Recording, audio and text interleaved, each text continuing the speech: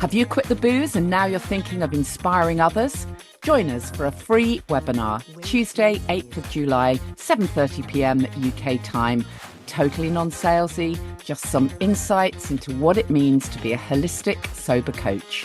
Go to thesoberclub.com/events and click on the link. See you there. Welcome to the Alcohol Free Life podcast, brought to you by thesoberclub.com. I'm Janey Grace. This is for you if you've quit the booze or you'd like to, or maybe you're just sober curious. I'll bring you tips and motivation without any judgment, and there'll be inspiration from experts, quit-lit authors, and sober heroes.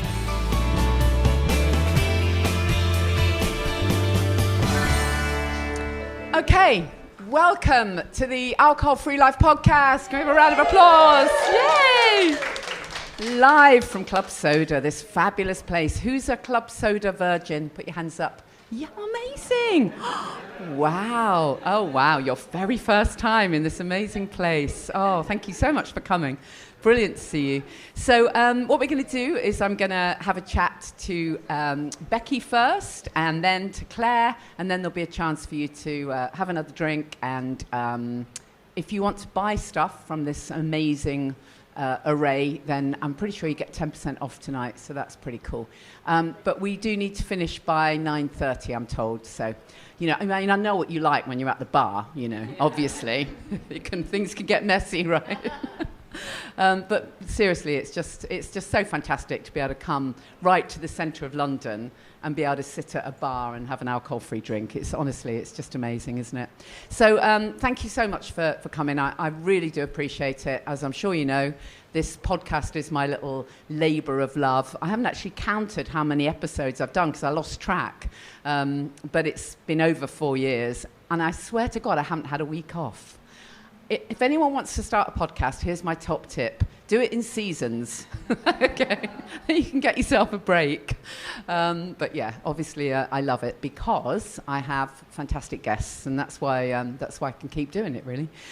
So without further ado, let me introduce you to our first guest of the evening from the Sober Socialites, Becky Mullins. Yay! Oh, Becky. So we haven't met before. So lovely to meet you. No, we've spoken on Instagram, but never actually just on social media. Real world. Who else has met people here tonight that they've only ever seen on social media? Yeah. Ooh, let me have a look. Do you look like your picture? Okay. So it's really great to meet you. Thank you. And I really would love it if you would just share a little bit of your story. Because am I right in thinking you've been sober for, is it 11 years? I'm 10 and a half years. 10 and a half years. Oh, my God. Is that a record? Is anybody... It is for me. It's a miracle. What are you? Claire, I didn't realise. Wow, we bow down. That's amazing. January the 7th. Okay, 2 months later. Oh, wow. How fantastic. So, yeah. This is what I absolutely love about the whole sobriety world, is that there's this thing about it's the gift that keeps on giving. I've put out a challenge, by the way, and if anyone can think of a better way of saying that, it's a really naff phrase, isn't it? But nothing else actually means the same. It genuinely is. No. And I remember thinking after year one, like, oh, it might get a bit flat now, but absolutely not. Every year gets better, every year. And I love the way celebrities pop up and go, oh, I don't bother celebrating my birthday anymore, but I celebrate my soberversary, you know. Yeah. So 10 and a half years. But on that journey, what I think is really interesting is that you're really open, Becky, about sharing some of the downsides along the way. Because for anyone new to sobriety, obviously we want you to know that it's all absolutely fabulous, but it's not always. All of life isn't rainbows. And actually, how we manage to cope with some of the trickier stuff is part of it, really, isn't it? Because, I always say to people, you are going to still have to deal with some stuff, but the difference is you can deal with it with much more resilience. So tell us a bit about your story and some of the stuff that's happened to you along the way. Well, I mean, I am 10 and a half years sober, but it took me 5 years to get there. Constant relapses. I actually came into sobriety because I was going through domestic violence and social services got involved, and I was basically given an ultimatum. I either get sober or my children were going to go into the care system. So my best thinking, because we're quite cunning, is I know I'll go and do the meetings that they want me to do. I'll get sober, and then when they've gone, I'll drink like a lady. Of course, we know that it's just our minds telling us that. And luckily, I sort of got sober, and a lot of stuff came up for me, and I just decided to stay. It has been painful. I shared with Claire earlier, I kind of skipped through my first 9 years. It was like, oh my God, this is amazing. Obviously things popped up because life is life. But I kind of sailed through the first 9 years, and then kind of lost my dad very, very suddenly. We was left with my mum with end-of-life Alzheimer's. That came with a whole set of problems, you know, financial problems, dealing with her, trying to get her homed, you know, the stress of that. And then more recently, you know, I discovered that I had stage 4 metastatic cancer. So it started in the skin, it spread through to the breast. I've had an operation, I'm still in treatment. The reason I kind of started the page was, initially, you know, it's the Sober Socialites. You know, we wanted to show that you can have fun and sober isn't boring. And I have been quite open in putting my story on there because I think it is quite important. You know, when you get sober, it isn't about skipping through the tulips. And I honestly, you know, the stuff I've had to deal with, I mean, we could sit here all day, it'd be like a therapy session. You know, I thought I was coming in just to stop drinking. I've dealt with, we was laughing outside, I've dealt with codependency, love addiction, like just all, the whole set. And I didn't realise I had these things until I got sober.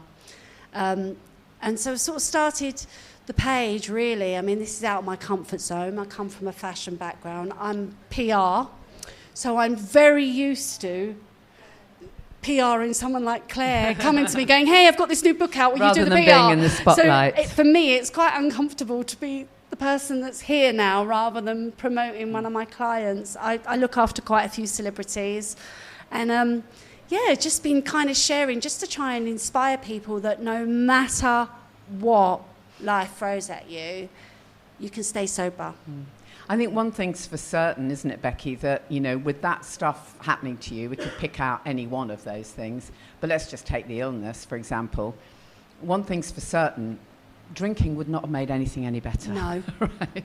And it is interesting because, you know, when people have been sober for a while, when big stuff hits, you know, whether it's grief or parents who are really ill or illness, whatever it is, you do get that voice in your head that often the very first voice that comes in is, oh my God, I need to do what I've always done and reach for the drink. But of course, over time, we realise, oh, that ain't going to help. No. That's literally pouring fuel on the fire. Yeah. I mean, I often share, I'm grateful to be an alcoholic. Yeah. And I genuinely mean that, because if I was dealing with all of this right now, I don't know how I would be if I was drinking. I just don't know what state I would be in, because I have no on-off button. No. Do you find yourself feeling, it's difficult to say, isn't it, because you've obviously been sober for a long time now, but do you get a sense that you do have that strength and resilience? I think a lot of it comes back to knowing who we are now, doesn't it? Whereas before, I mean, we were just ricocheting from one crisis to another, most of us. No, I mean, I think when I first got sober, I didn't really know who I was. You know, I come from a background, you know, I was actually, some of you might not remember this, you'd be too young, but Janey, I'm sure you do. I was one of the wild childs. I'm very old. No, because you're similar age to me. But it's like, do you remember the wild childs of...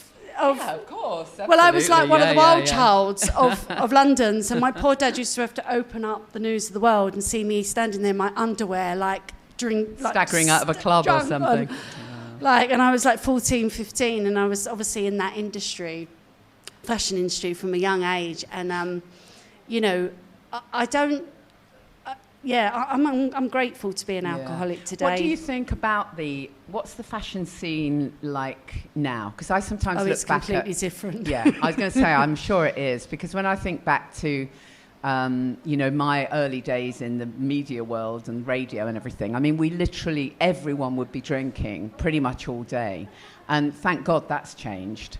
Yeah. But do you find that anything's gone underground, as it were? Because at least it was all very out in the open back in the day. I don't know. I think actually, I mean, so I was producing fashion shows for fashion weeks all around the world, and when I first started, the models would be like wanting to have a drink, but actually the next generation coming through are like, oh no, I'm keto, I'm pescatarian, I'm this, oh no, can I only have water, can I only, and it's like, I don't remember being like that at 17 and 18. So I think things have changed from generation to generation. And even the older people that are in there, people don't drink like how they used to. Mm. And there's a lot of people that I know that I used to drink with that are now sober. Yeah. And well-known people that I partied hard with here in Ibiza, they're all sober. Yeah. So, which is amazing, isn't it? And, and we're not all trying to be struck or anything, but it is a thing when so many celebrities are sober. It really does help you realise you're one of the cool kids, doesn't it? Yeah. And also it makes you realise that if you go to, this is why this place is so amazing, but if you rock up to a function, which, I've been to so many awards ceremonies and different functions, a lot of them health events, actually, in the health and wellbeing world, and still to this day, you've all heard me say this on the podcast, but, you walk in and there's somebody with a tray of champagne and a tray of white wine, a tray of red wine, and possibly a bucket with cans of beer in. And for the non-drinkers, it's a jug of warm orange juice, if you're lucky. And at the last event I went to, there wasn't even any water. She actually said to me, there's a tap. Right? Yeah. And then you think to yourself, hold on a minute, I could give you a massive list of celebrities and models who are all sober. Would you like one of them to come to your event? Yeah. Oh, I'd love it. Thank you very much. Bring it on, Elton John and Zoe Ball and Brad Pitt. Come along. Oh, we can only offer you a warm orange juice. I've noticed that as well, after crazy. parties and things. I mean, you're lucky you got orange juice. I've had warm tap water, It's like that there isn't a lot. But that choice. Is interesting that you think you've seen that happening. But my only fear with all of that, sorry, we're digressing slightly, but my only fear is that on the surface, there's a lot of younger people, a lot of millennials, we're told, are choosing not to drink, and they're much more focused on their well-being and all the rest of it, which is great. But there's still quite a bit of binge drinking goes on and quite a lot of drug taking. I mean, alcohol's a drug, obviously, but I think there's a lot going on when we start to talk about cocaine. Yes. So that's what I meant by is it a bit hidden? No, I mean, I don't know so much about alcohol. Obviously, I tried to keep this just alcohol, but I have a friend that I've got several friends that have got rehabs, one in Bali, one in Spain, and I know that at the moment the big problem they're having is with like ketamine. Is it? Yeah. Ketamine, and it actually, they've had people go through that has destroyed their bowels. I mean, so they might not be drinking, but they're fixing themselves in other ways. Yeah. Of course. So what does the future hold for you then, Becky? What would you like to what would you like to have happen? How would you like to continue to inspire people with the Sober Socialites stuff? I mean, it's changed a little bit because I was thought I was coming out of my illness, and then obviously they found another lump. I'm just waiting on the results for another biopsy. So for me, I've really been invested in my well-being. It's something I've practiced. So rather than sit at home doing nothing, because I'm not good when I sit at home, do nothing and think. So I've retrained in everything, like healing, meditation, mindset. And I've been doing it on myself so that I can approach my illness differently. And I'm kind of at that stage where I'm like, I was sharing with Claire earlier, when I'm better, I don't think I may not go back to fashion. Mm-hmm. I may try and I have been teaching in small groups, just people I know, sober people, just to get used to holding space, because I've had a little bit of imposter syndrome. When you go from one industry to... Oh, we know about imposter syndrome, don't we? There's quite a few here. Yeah, where I've always been in fashion, to suddenly go and stand there and teach meditation, my head goes... Who do you think you are? Some sort of spiritual well-being guru? So I've had a lot of that going on. But I guess that's what I want to do. I'm doing the Sober Haven retreat, great. which is great. Well, I think it's fantastic that you're, number one, not sitting at home, and you're here, which is amazing. Yeah, and you look fantastic. I've met some lovely ladies as well, and I'll definitely be coming back. It's lovely. I think the great thing is that you're looking after yourself, which is hugely important, and putting the time into that. And with that comes an amazing inspiration for everybody else, actually. Yeah. Because I think ultimately that's what it all has to come back to, doesn't it? Yeah. We have to know how to take care of ourselves. They say we come in for our drinking, but it's actually we need to deal with our thinking. Exactly that. So I think if it, like you, I follow you and I watch what you talk about the nutrition and the well-being. Yeah. It is so important because it's not just about putting the alcohol down. Exactly. It's about maintaining that self-love and that self-care and how we talk to ourselves and all of that stuff. And I think I used to, you've probably heard me say, but I used to think that I was good at that holistic care stuff. I used to think that there wasn't much I didn't know about, taking care of myself holistically, and I was the queen of the, natural cosmetics and cleaning your home without chemicals and the organic food, queen of it all. This bloody great big elephant in the room that was alcohol stepping around for all these years, I know. I mean, I used to think I was so spiritual in Ibiza coming out of a club, sitting there going, oh my God, this is amazing, but absolutely off my head on ecstasy. Yeah. So, it's like, I can relate. Well, thank you so much for sharing your stuff with us. So people can find you at the Sober Socialites. Yeah, brilliant. Brilliant. Thank you, Becky. Thank you I so really much. appreciate it. Thank you. And please give a warm Club Soda welcome to the fabulous Clare Pooley.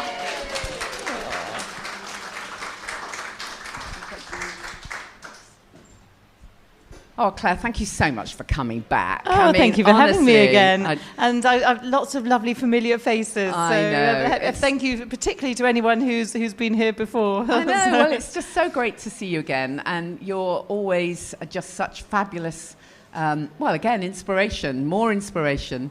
And it's fantastic to see you. And I know there'll be some people here who literally you changed their life through the Sober Diaries. Anyone else other than me? Yeah, there we go. Look at that. Look at that. Wow. Isn't they're doing a 10-year reprint next year. Are they really? Yeah. Wow, how exciting.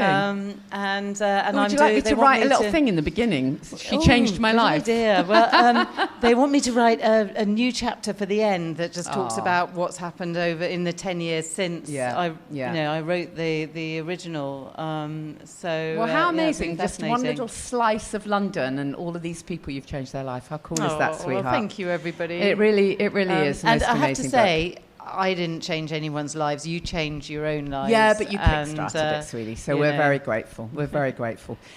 So let's just go back for anyone who doesn't know your story. I think leading on from what Becky was saying, let's just cut straight to the bit where you also found that life was not all bunnies and rainbows. I had a difficult first year because just at the point where I thought, I was coming out the other end of getting sober and it was all bunnies and rainbows and it was all fantastic.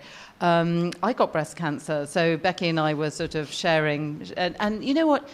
I didn't know back then how, about the link between alcohol and breast cancer. And it's only really now that there's been a lot in the news about it and people are much more aware of it and aware of how little you have to drink in order to raise your risk. There was that article, wasn't there, saying one glass a year. Let's all look to put forward and to I drank a lot more than that. How about none? That would be good. And it says that, it's that not only is just one glass increases your risk, but your risk increases more the more you drink. So I guess I shouldn't have really been surprised. But what I realized, like Becky, is that, when, the great thing about getting sober is that all that work that you do, you can reuse whenever anything else hits you. So whether that's illness or dealing with children who have issues or dealing with parents who are sick or whatever you're going through, you fall back on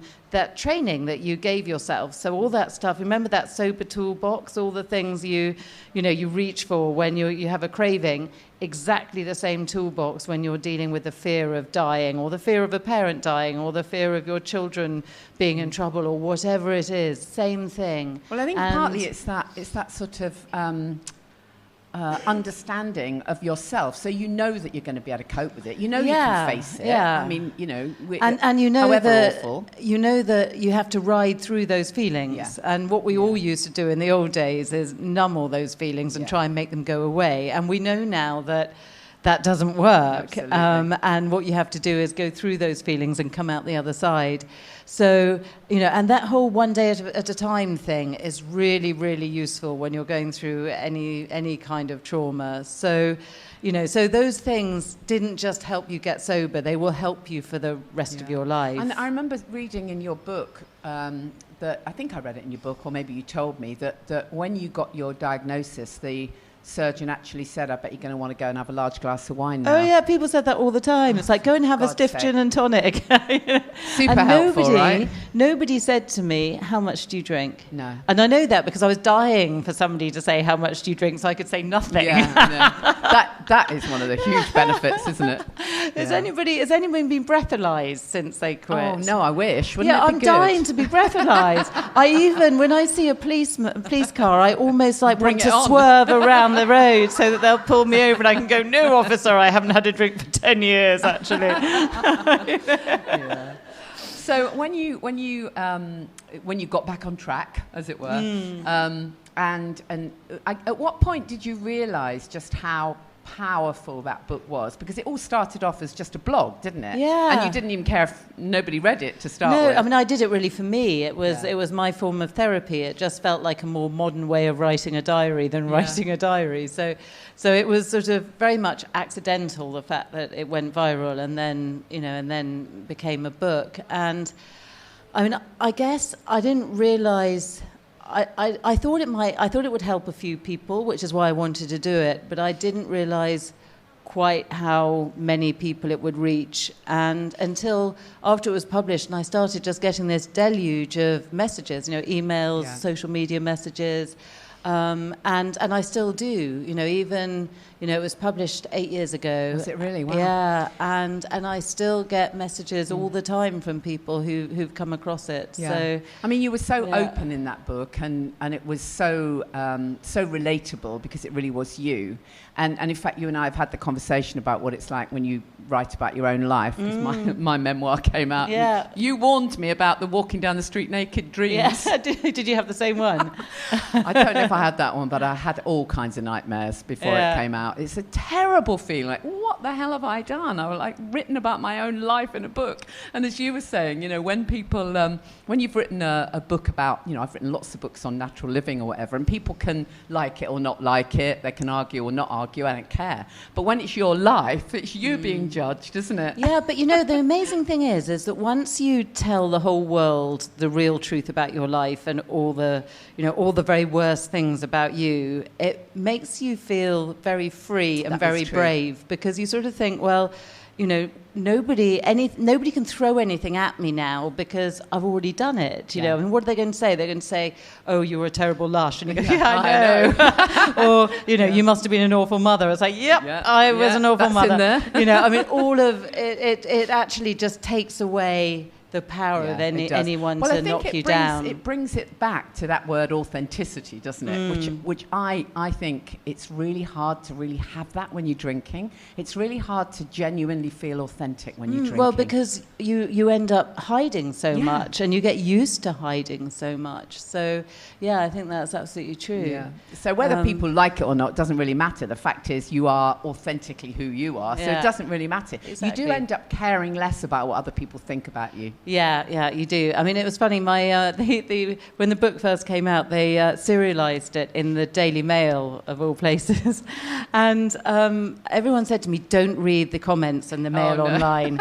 And of course you read the comments, So I started reading the comments, and some of them were very positive, but some of them were awful.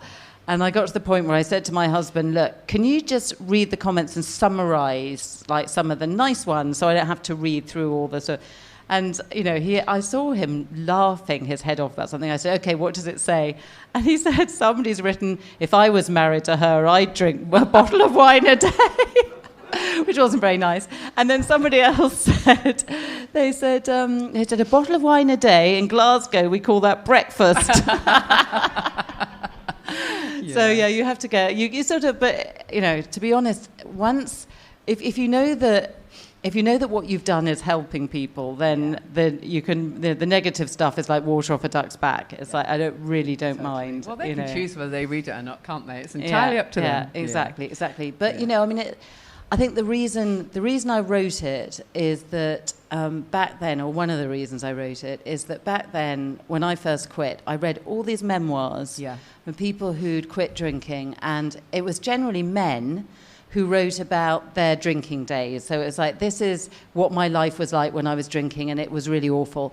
And I'd read through it, and I'd nod away and think, yeah, I associate with that, I completely understand that. And I get to the end of the book, and it would say, and then I gave up, and now everything's fine. And I'm like, hold on. How did you give up? You know, how long did it take for you to feel fine? What did it feel like?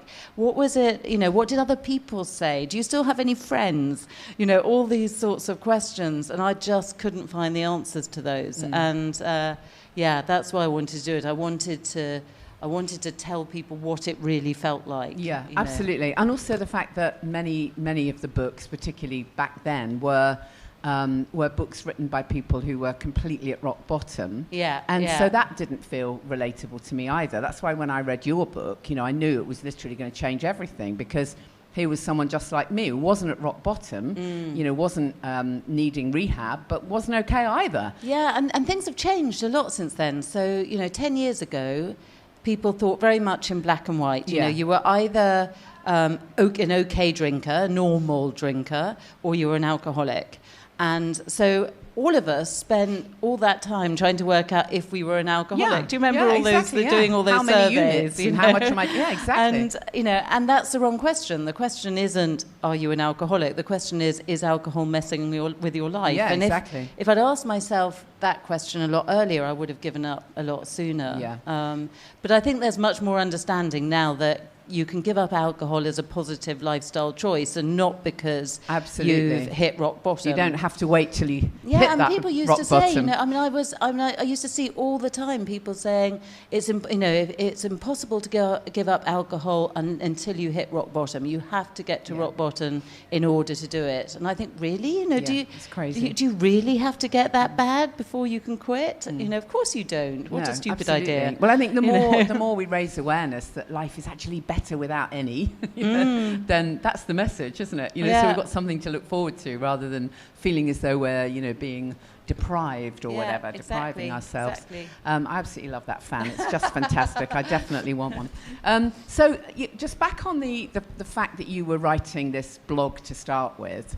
For anyone here who is maybe early stages or whatever, do you recommend, you know, journaling or blogging or writing stuff down? Because we've spoken before, haven't we, about this whole idea of writing as a therapeutic tool, really. Yeah, I totally recommend it. I mean, for lots of reasons. I mean, the first is that it is really good therapy. It's a really good way of working out what is going on in your head and how you're feeling and all those sorts of things. But it's also a really good record. So, you know that thing where you're 6 months sober and you think, oh, I'm cured. Yeah. And now I can go back to drinking just one from time to time, and I can be one of those, you know, moderate drinkers, and I can be sort of, you know, Becky described it as a sort of a ladylike drinker. Or, drink like a lady. Drink like a lady. And, you know, and it's really worth at that point then looking back at what you've written and thinking, just okay, how terrible you felt. Firstly, moderation never worked for me, and look how bad I felt, and do I really want to go back there? And having that written record is really helpful for that reason. And also, if you write that record publicly, whether it's on, you know, a blog or Instagram or Substack or whatever it is, you can help other people too. And the whole, you know, I didn't do AA, but I sort of went through the steps, and one of the steps is giving back. And making your story public really is giving back to other people, and that's really helpful. Yeah. So, I mean, that in a sense, that's what we do in the Sober Club. Is there are people in the Sober Club, some are on day one and they're starting out and they're kind of struggling, and then we've got people who are like 10 years sober. And there's this whole idea of how we can cheerlead each other. And it's not always about drinking. It might be something else that's going on in their lives. But, as we're saying, it's always about so much more than not drinking. And when you've got someone there who's been there, done it, got the T-shirt, they can cheerlead you. And that's huge, and really. it helps a cheerleader too. Because, if you're helping somebody who's newly sober, you're reminding yourself what it was like, and that is making it less likely that you'll go back to it yourself. One of the things that has kept me on the straight and narrow for so long is thinking, well, if I start drinking again, imagine all the people that I would accidentally knock off their perch. And I can't be responsible for that. And, if you do it entirely by yourself in a little vacuum, you don't have then it's just you and the voice in your head, isn't it? I mean, that's what happened to me for years. I went around the block so many times, but I had no connection with anyone else and no benchmark. I didn't have your book, to know that it was relatable. It was just me kind of thinking, I really need to stop. But then a little voice would say, you start tomorrow, or you must have another one. That addictive voice, which I now know is a thing, that I used to think, so it was just me and the voice in my head. There was no one to share it with, because who could I share it with? It felt to me as though everyone else was a perfectly happy social drinker. Everyone seemed to be boozing the whole time, and they seemed good with it. Of course, I've got no way of knowing whether they were also waking at 3 a.m. feeling like shit. They probably were. But, nobody spoke about it. So that's the thing, isn't it? Being able to get it out there, whether that's on paper or finding a way of sharing it, within a group. Yeah, and it's amazing. I've discovered, as I'm sure you all have, that, the incredible thing about sober people is that we are so different in so many ways, and yet the process of getting sober is incredibly similar. So I remember in my early days of blogging, I'd share these little stories and I'd say things like there's one post I wrote which was about my fear of cashiers, and I talked about how you mean when you used to go and buy a bottle of wine? I used to be embarrassed. I used to be so embarrassed about going into a shop and buying booze, because I think, the cashier knows that I was here just yesterday buying 3 bottles of wine, and they're going to judge me. So I used to sort of try and vary the shops that I bought alcohol at so that the cashiers wouldn't judge me. And so I wrote this whole thing about my fear of cashiers, and I had all these people from all over the world saying, I have this fear of cashiers too, and it's like, oh God, and it felt like a really bonding thing. And then I had this woman who said, I am a cashier and I do judge you. Good to know. So we've spoken about how therapeutic it can be just to get it out there. But also I think it's actually very therapeutic to write down all the good stuff as well, so we can kind of remind ourselves how terrible it was, but also to write down all the blessings, as I call it, so that so you don't take them for granted. Exactly. So that when something kicks off, your unconscious mind can kind of go, actually I've got all that good stuff and I really don't want to go back to where I was before. So I think that's important. But anyways, we have to talk about your incredible rise to fame as a novelist. I'm so impressed. Thank you. I really am. Your first book, oh my goodness. I'm waiting for the film, by the way. Is it going to come out? Please tell me at some point, I hope. Because they've got film rights, I keep selling film rights, but it's such a long, torturous process. Do you think they do it just so that nobody else gets it, so that they can hang on to it? I think it's just a long process getting from buying the rights to green light, and it involves all sorts of things coming together, and it's just sort of, I try not to think about it just because it's one of those things that's out of my control. One day. But that must have been really interesting for you when you. What was it that made you decide to did you think about doing another sobriety book, or was it always no? I'm going to write a novel. Well, by the time I'd finished writing the Sober Diaries and I'd published it, sort of writing was my new addiction, effectively. And it's amazing how I bet all of you, if you've been sober for a while, you find that you end up with this big hole in your life because, you used to spend so much time either drinking or recovering from drinking. Planning where you were going to drink. Or planning when you were going to be drinking. And suddenly you've got all this time and you fill it, you need something to fill it with. And often I find that people fill that time with something they were passionate about when they were younger. So, I always say to people, think about what you were passionate about when you were a teenager. Was it sport, or was it art, or was it music? What was it? And do that again. And it's amazing how many people find that their lives come full circle and they end up going back to their original passions. And for me, my childhood passion was reading and writing, and I'd always wanted to be a novelist, and I never would have done it if I'd still been drinking, because I just wouldn't have had the time, the energy, the self-confidence. Writing a novel is so different. Yes and no. I still write as therapy, so my novels are still my way of working out what I like about the world, what I don't like about the world, what makes me angry, what I want to change, all of those things come through in my novels, but instead of seeing it through my own eyes, I see those things through the eyes of my characters. So, my first novel was the most autobiographical, The Authenticity Project, which is basically about what happens when you decide to tell the real truth about your life. And there's an cocaine addict in the book called Hazard.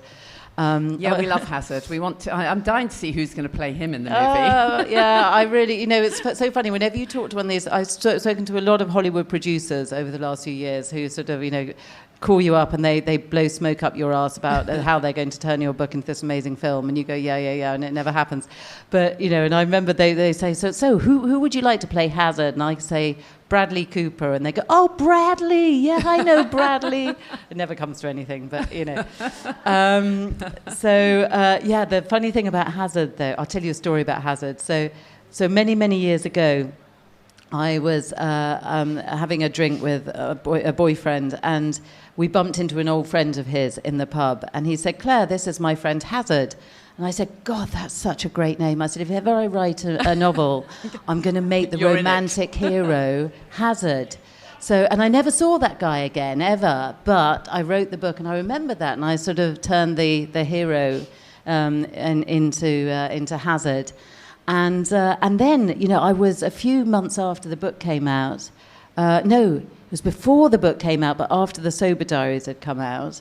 I was scrolling through Twitter, and I saw this little message popped up, and it said, Hazard Stackpole, that was his name, Hazard Stackpole follows you. And I was like, oh, it's Hazard, it's the original Hazard.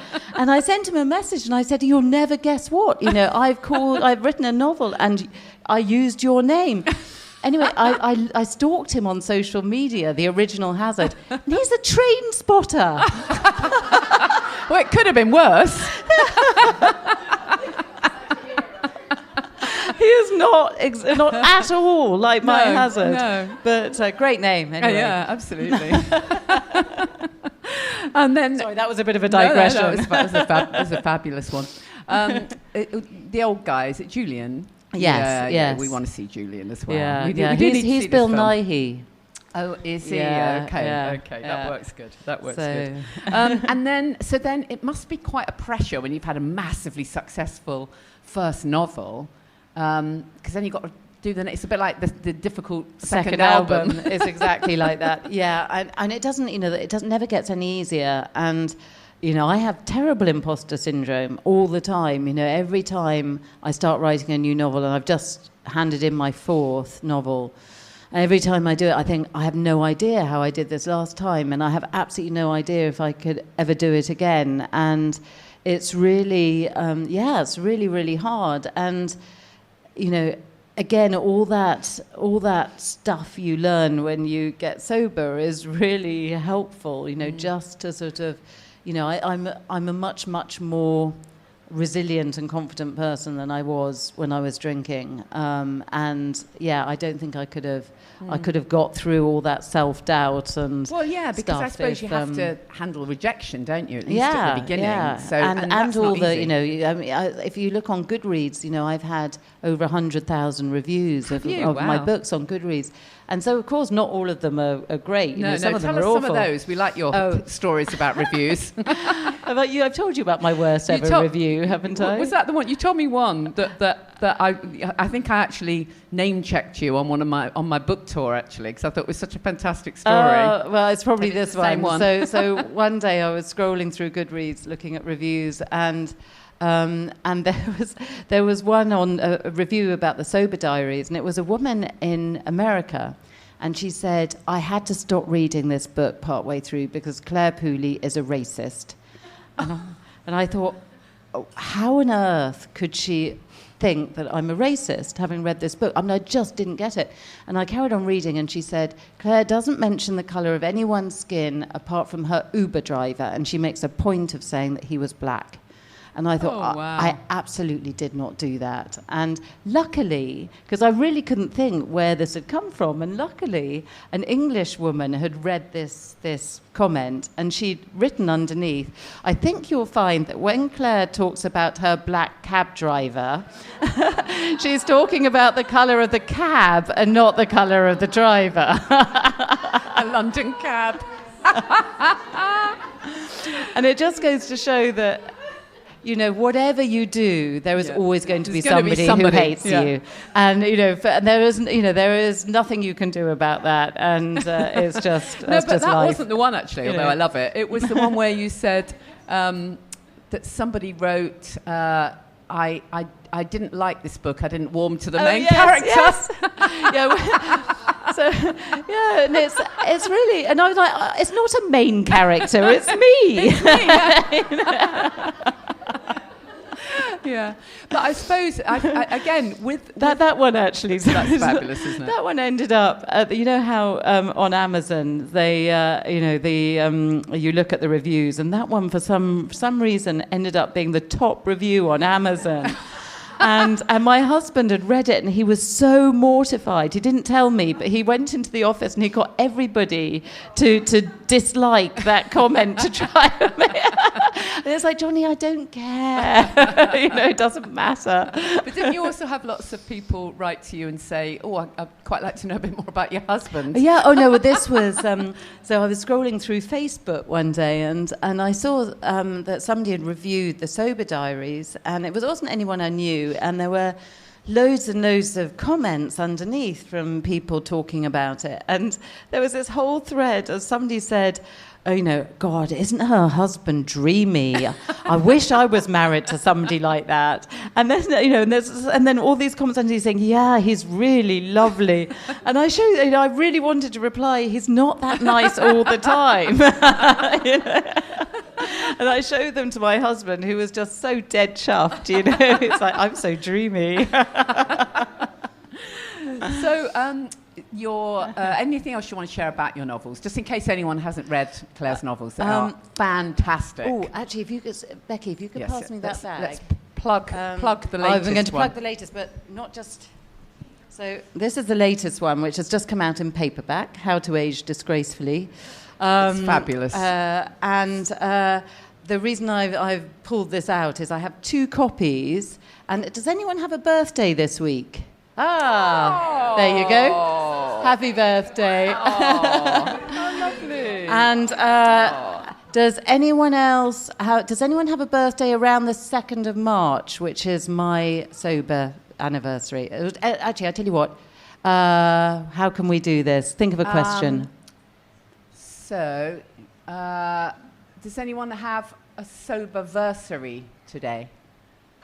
Or this week? Might be a little bit or vague, around now?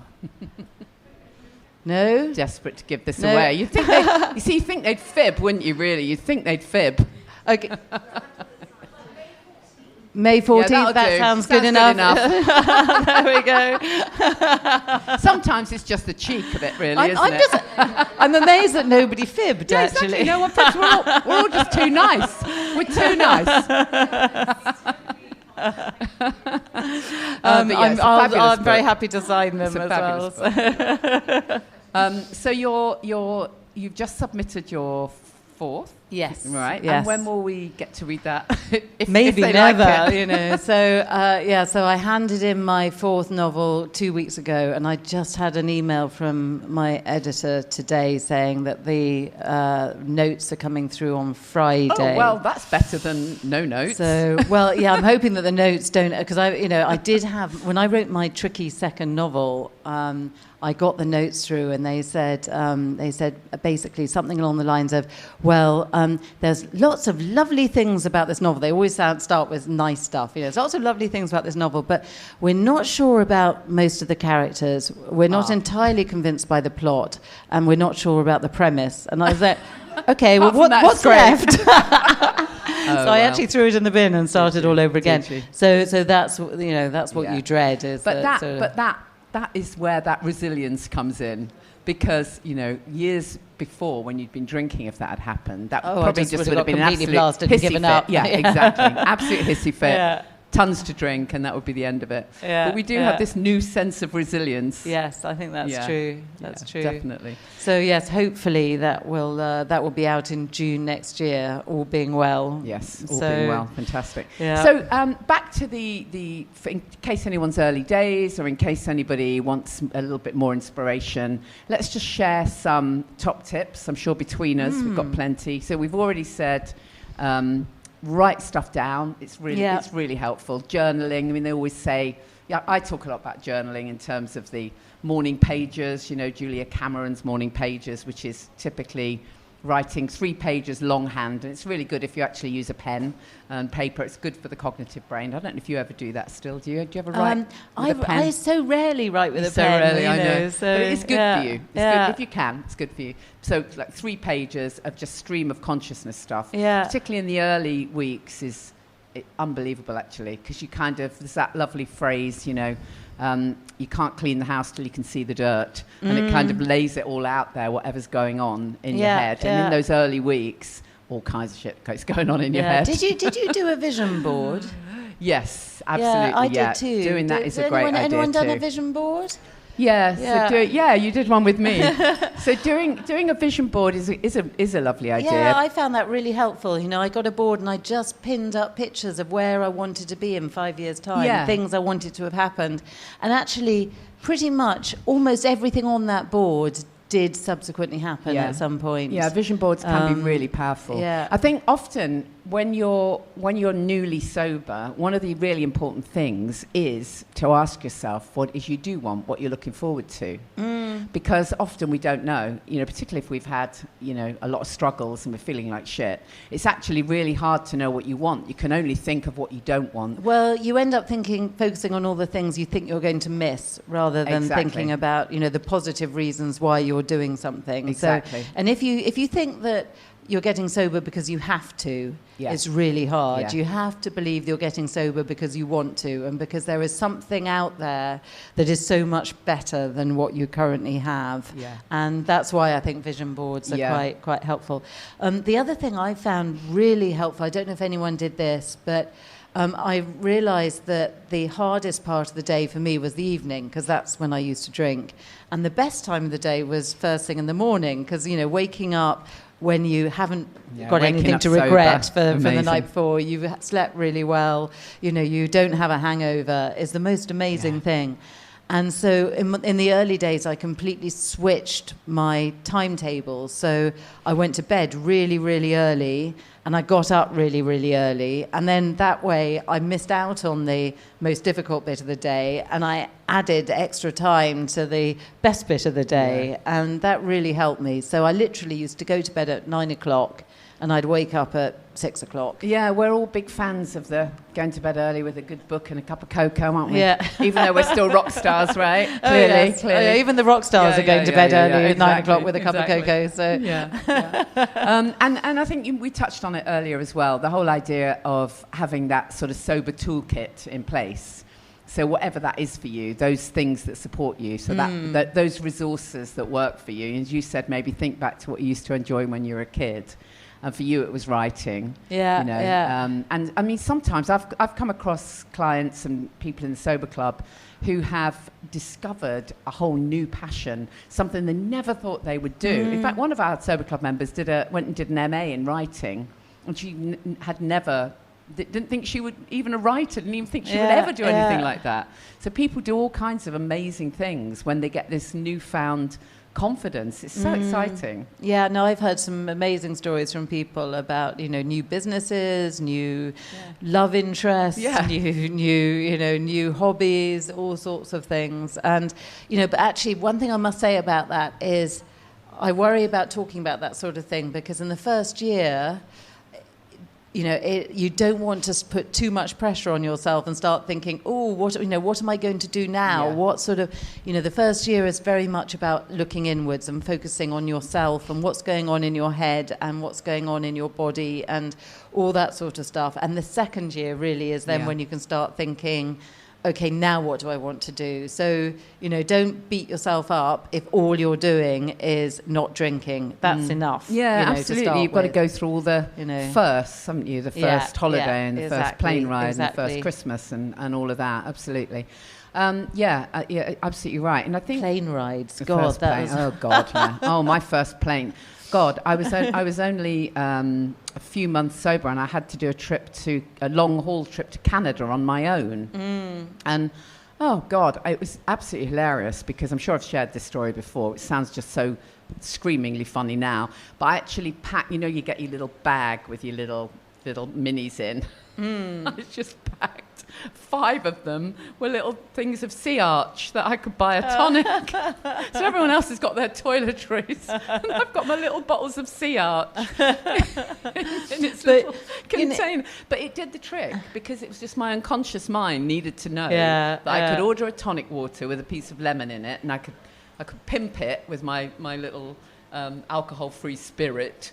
And that was all my unconscious mind needed to know. That I felt grown up on a plane. But don't you find now you do a long haul flight, and I watch that trolley approaching really slowly and I just remember the old days when I'd be sitting there sort of drumming my fingers, thinking, you know, why is this trolley taking so long? And then you think, well, can I ask for 2 bottles in those little mini books? They're really, really small. Or are they going to think that, you know, I'm some sort of dreadful lush because, you know, I need to have a second one? And then you drink the 2, and then you think, can I ask for how long do I have to wait before I say, oh, can I have another one, please? You know, and I'm so glad I don't have to go through all of that again. And then you arrive feeling like absolute shit. I now realise that jet lag, I mean, what's jet lag? I felt fantastic after the last long haul flight I did, because I hadn't been dehydrating myself. You know? Yeah, you're a bit tired, but, you know, you can sort that, can't you? It is incredible. I mean, we're free from all that shit. That's what's so great, isn't it? The freedom is amazing. Not having that voice in your head constantly worrying about where the next drink is coming from is but what you were great. Just saying about that first year, I think that's really important, actually, that whole thing of just taking care of yourself, you know, to start with, rather than putting pressure on yourself. And also, you know I do talk a lot about people who really discover, you know, a whole new career or a whole new purpose or whatever. But I also am really aware that that's not everybody, and it's literally different for everyone. And I remember doing an interview with Kyle Gray. I don't know if you know Kyle, the lovely angel expert. He's absolutely fab. And I remember talking to him about purpose, this word purpose. And I was saying to him, you know, not everyone has to have this massive purpose. And he said, no, absolutely not. Sometimes your purpose is just to be happy. And imagine the ripple effect that would have, right? Yeah. You know, so I think that's really important to just remind people that we don't all have to be doing massive things when we're 6 weeks sober. And also, I think when you get sober, your instincts, I don't know if you found this, but I sort of found that, you know, your gut instinct becomes really powerful when you're not drinking the whole time. And you know, you don't have to hustle so much to make things happen. You just wait, and when something good appears, you know it. You know, you see it and you can grasp it in a way that I don't think you can when you're numbing all your instincts with alcohol. So I don't think it is about sort of thinking, what do I do? How do I change my life? It's just about being open to opportunities. And, I think you find that those sort of magical things do start to happen. Well, I think when you start to like yourself more, that's what it all comes down to, doesn't it? When you start to actually have that sense of, and you trust yourself, therefore. Yes, exactly, the trust, and start to feel that you know how to bring yourself back to balance, as it were. It doesn't mean that everything will always be fabulous, because as we've heard, it won't necessarily, but you know how to bring yourself back to that place of balance. So from that place, you can, as you say, you can trust yourself. And that's huge, isn't it, really? It's absolutely huge. Yeah. Back on the novels just for a sec. Are you the only sober author? Oh, gosh, no. No? Are there lots? What's the publishing world like? Because I don't know much about it other than the books I've written. And even then, I don't think I really met many other authors. Yeah, it's... well, I'm going to the Penguin 90th birthday party tomorrow, so I'll let you know. Make sure they've got some nice alcohol-free drinks. I think it used to be very boozy, much like the advertising industry that I was in, and the industry that you were in. But I think, like all of those industries, it's much less so now than it used to be. I think as authors. Authors, I think, probably fall into two camps. So there are the authors that write late at night with a glass of whiskey. It's like the Hemingway types. And then there's the ones that sort of like me who don't drink at all and wake up really early and write then. Yeah. And actually Stephen King has written a brilliant book about writing called On Writing. And he talks about it, which is part memoir and then part sort of how-to book. And he writes about how in his early career he drank and did loads of cocaine. And he said that one of his books, and I can't remember which one it was, but one of his books he was so high and drunk that the whole time he was writing. He used to write well into the night, and he said he would do coke and drink whiskey while he was writing, and he would write so feverishly that sometimes his nose would just bleed all over his. He was writing with a typewriter in those days, so all over his manuscript. And he said there was one book he wrote, and he was so off his tits that he still has no memory of ever having written it. Wow. He just wrote the whole thing in some sort of haze, and it was a very good book. It was made into a film. Can't remember which one. And he has no memory of it. And he has been sober for decades now. So he went from the drunken writer model to the sober writer model. And there's that's an interesting thing as well, because you do also hear of people who worry that their creativity will go when they stop. Yeah, and he did, and he found the opposite. Yeah, exactly. Elton John talks about that, doesn't he? He was really fearful that he would lose his ability to write. Yes, and actually, it is the opposite generally. Yeah, absolutely. You know what I find interesting, though, just back on novels, I'm a absolutely avid reader. I read all the time, crazy amount of books. But now I find it really hard to read novels where they're constantly drinking. Does anyone else find that? Mm-hmm. It's like it comes across as so... what's the word? Just like not very good writing. So so unnecessary. It's always. You must notice it. Yeah, I do. But it's funny because I have to. My characters generally drink because people do generally drink. But that's part of the story. But this is more a case of it's a sort of every time there's every time anything's fun, it's another cheeky glass. It's that kind of vibe. Yeah. I usually have to stop reading the books. It drives me mad. Well, you just know that the author is clearly boozing themselves. Yeah. Well, it's when you see people drinking in a way that with no consequences, and you sort of think, no, well, actually, if you were drinking like that, you really wouldn't. Yeah, exactly. Your life would not be as brilliant as it seems. Yeah, totally. Well, Claire, I could talk to you forever, obviously. No, well, likewise. Well, let's carry on chatting. Yes, we'll carry on forever. Well, you have to come back. I mean, it has to be a regular thing. We'll have to just park you round the corner and roll you out again next time. It would be so lovely. Would anyone like to ask Claire any questions? Hello, both of you. It's nice to be here. Hello. I just wanted to tell you, it wasn't really a question, but I was... I'd got out of rehab and I was supposed to be looking after my mum for a while. My drinking had turned into binges. So I'd like stay sober for a month and then go on these horrendous binges. And I got your book, The Sober Diaries, and it was really uplifting. It wasn't like, you know, a real train crash sort of thing. It was humorous. And I thought, I wanted to get in my good books, so I thought my mum might understand me a bit more if I give her this book to read, and it's not like a drunkalog, do you know what I mean? So I gave it to her, and she loved it. But on the theme of your husband, she said, I said, did you like it? She said, yeah, that's a great read. Her husband's a saint, isn't he? You know what? Actually, I get quite a lot of messages from people who say that you know, they read the book. They don't have a problem with drinking themselves, but they read it because they have a parent who drinks, or a sibling who drinks, or a partner who drinks, and it actually. I think for people who are not addicts, it's really hard to understand how you make it very relatable. In that book. And I think it really helps them to understand what's going on in the head of somebody who is struggling with alcohol. So that I hadn't expected that, and that's been a really sort of, you know, nice thing to hear, is that it has that effect.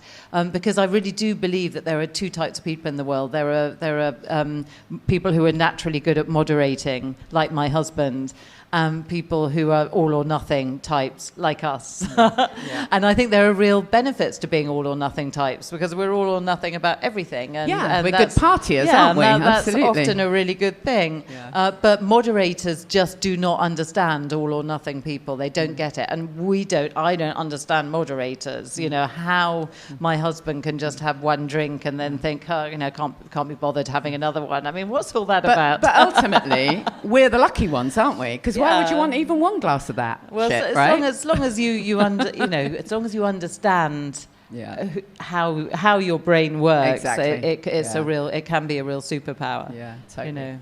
Any other questions for Claire? Yeah, do you want to borrow that?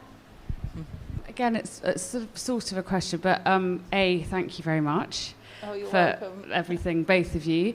But also, there was a part in the Sober Diaries where you talk about the sort of school gate and the, you know, being an upstanding part of your community, which I still am, even these days. But my children who are 10 and 7, I've been 6 months sober, but there was a part in your book where you specifically talk about that, and I folded the page, and I quite often go back to it, but I sobbed, like I literally could not stop crying, because I was like, fuck, that's me, that is literally me. She's saying that about herself. My kids were that age when I quit. Exactly. Yeah. And I think you live quite near where I am in London.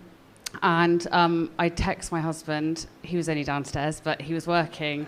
And I was like, I couldn't be bothered to go down 2 flights of stairs. And I was like, can you just come upstairs for a minute? And he walked in, and I just cried on him for like, I don't know, 20 minutes. And to this day, he has always said that book changed something in you. And that's so lovely. when we You're talk making about me feel quite you, tearful now. and I'm like, I'm going to Club Soda, and Clare Pooley's going to be there, and he's like, celebrity. So thank you. And I saw Millie so Gooch at the lovely. weekend. Thank So we're literally, there's like sober celebrities everywhere. It's so exciting.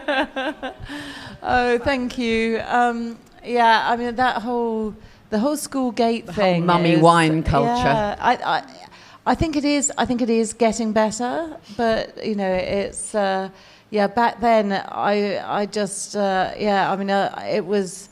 If I went on a play date, I would be offered a glass of wine rather than a cup of tea. You know, and we were constantly drinking, and as a way of, you know, trying to deal with the whole juggle of, you know, life with small kids. Totally. I think one of the most memorable moments for me, I'm sure I've said it to you before, on that book, and in fact it was kind of the moment where I thought, well, maybe I can do it, maybe I can, was when you talk about that drive to Cornwall that you had to do on your own with the kids. Like, we've all been there, like, you've got to do a long drive with kids, and like, nightmare. And everything went bad, and you were on the A30 for about 100 hours, and you're on your own, and the kids are screaming, and you arrive, and you unpack your bags, and it's late, and all the rest of it, and you're desperate for a drink. And everyone remembers that feeling, you know, absolutely, okay, I've made it, but now I'm desperate for a drink. And so you had a Beck's Blue, but no can opener.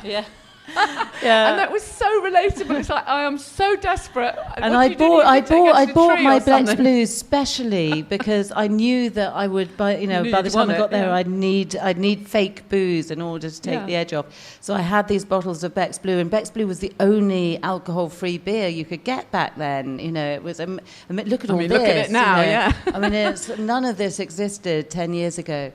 And I remember rampaging through that kitchen of this rented cottage, I was like, what sort of rental doesn't have a can opener, a bottle opener? And in the end, I had to smash the bottle on a rock. So completely rock and roll. But that was when I thought, well, okay, now I understand. Maybe I can do it then. And you know what? Actually, I think same holiday, I found some Bex Blue amazingly in this local supermarket in Cornwall, and I was so excited, and because it was quite difficult to find back then, and I took it up to the till and I put it on, and the cashier looked at me and she said, "You know this has got no alcohol in it, don't you?"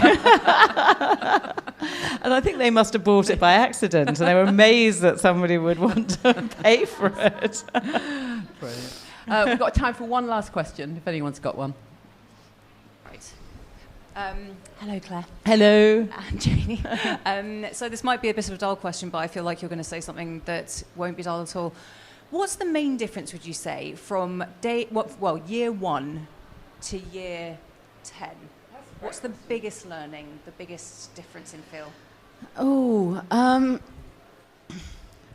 I think for me the biggest difference is just not thinking about alcohol anymore. I mean, even in year 1, even by the end of year 1, where you're finding things much easier, and it's sort of, you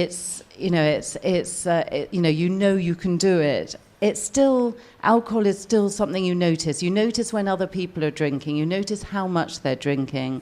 You still think, this is a moment when I would have had a drink. It's still constantly on your mind. And I have to say that now I genuinely don't notice if other people are having a drink or not. It just doesn't really cross my mind. And I don't, I just don't think about alcohol unless I'm doing something like this, obviously. And that to me is quite amazing, given how much time I used to spend thinking about it. So I think, it's the freedom of not having that on your mind is, I think, for me, the biggest change. That's a very good place to end, on the word freedom. Perfect. Yeah. So thank you so much, Claire. Thank you. So Thank you, appreciate everybody. it. We all do, don't we? Let's give a round of applause. Thank you. And thank you, Janey. So lovely to see you. And thank you so much for coming, guys. So this will obviously be out as a podcast, probably not this week, probably the week after, but you all have to listen again, so you get to hear yourself laughing.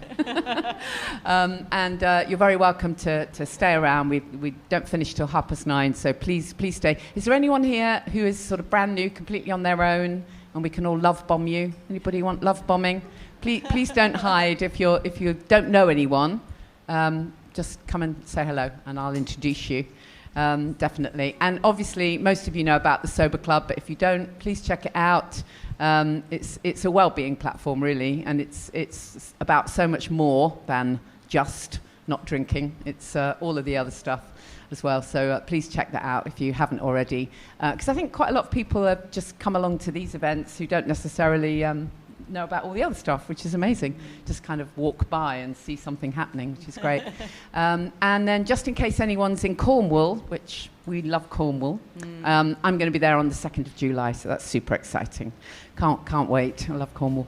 So thank you so much for coming, guys, and we'll chat more. Thank you. Thank you for listening to the Alcohol Free Life podcast, brought to you by the Sober Club. Please rate and review. And if you want support, accountability and inspiration, and you want to live your best life without the booze, check out thesoberclub.com.